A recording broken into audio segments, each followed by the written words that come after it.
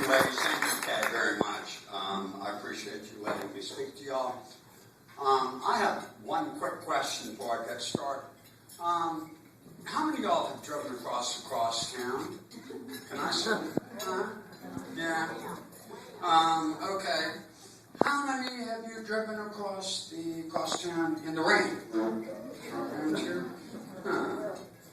I believe everybody in the county has.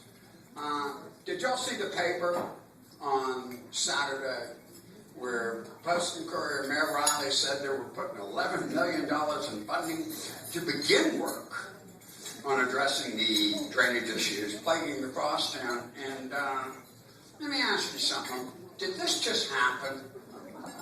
I mean, are we supposed to be jumping for joy over this? Gee, thanks, Joe. I'm not going to ask you ladies to date yourselves by showing hands, but how many of y'all remember driving through the crosstown in the 70s, the 80s, the 90s, the aughts? Okay, so let me ask something here. This is the year 2011, isn't it? Am I right on that? So, what makes you, why all of a sudden does City Hall want to solve this problem that's been spanning 2 centuries? Yeah? Don't you think we deserve better? I do. Let me give you an analogy. And this is for the ladies. Gentlemen, you're not giving on this, but it was the Republican ladies stuff, right? Okay, I want the right. Okay, it was. Okay, we're all good.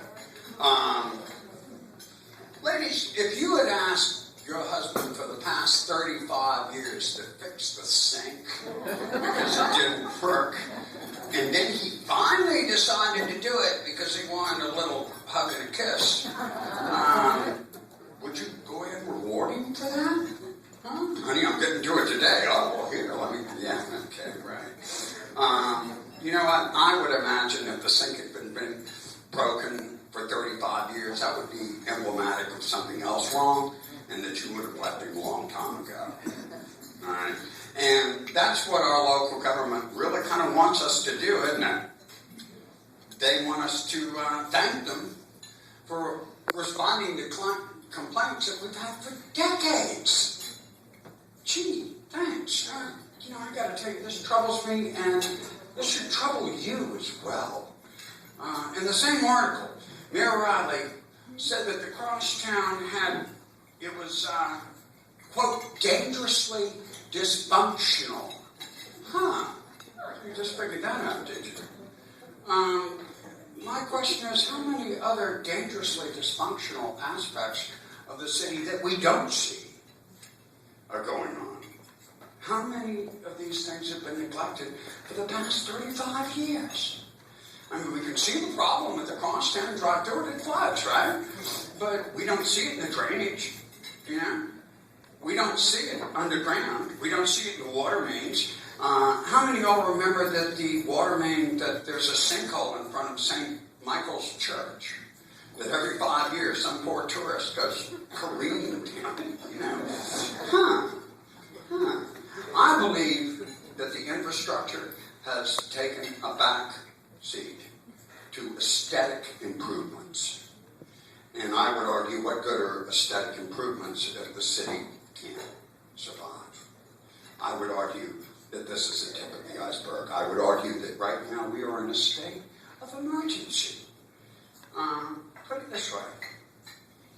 For the past decades, our bathrooms have been flooding. And instead of addressing the problem, Mayor Riley has gone out and bought golden shower curtains. Okay, great. Ladies and gentlemen, this is a call to arms. It's time for every one of us right now to say, not anymore. Not now. Not now. Now, I don't know if y'all know what my campaign slogan is. It is, Charleston is a community, not a commodity. And I fully believe that, because for far too long, our community has been, well, it's become disconnected, hasn't it, from the average Charlestonian. And while tourism naturally drives our economy, and right now it's doing a fine job, I believe that a public servant's number one priority is to its citizens. Now, Raleigh supporters say, well, change for change's sake isn't a good reason to elect someone else. Well, I would argue they're right. That's not good enough. Yeah. Am I 5 minutes, bro? All right. Okay. Well, I think it's pretty obvious where I'm going with this. I will say this, that I need your help. I think we can do this. 16,000 of the same people have voted in the last 4 elections. Just 16,000. I believe we can move that bar. And with your help, we can. We have all kinds of volunteer stuff. If you'll see this young lady right here who's taking my picture. Her name is Monica Vittix. If you'd like to help, please come see her, because we desperately need yours.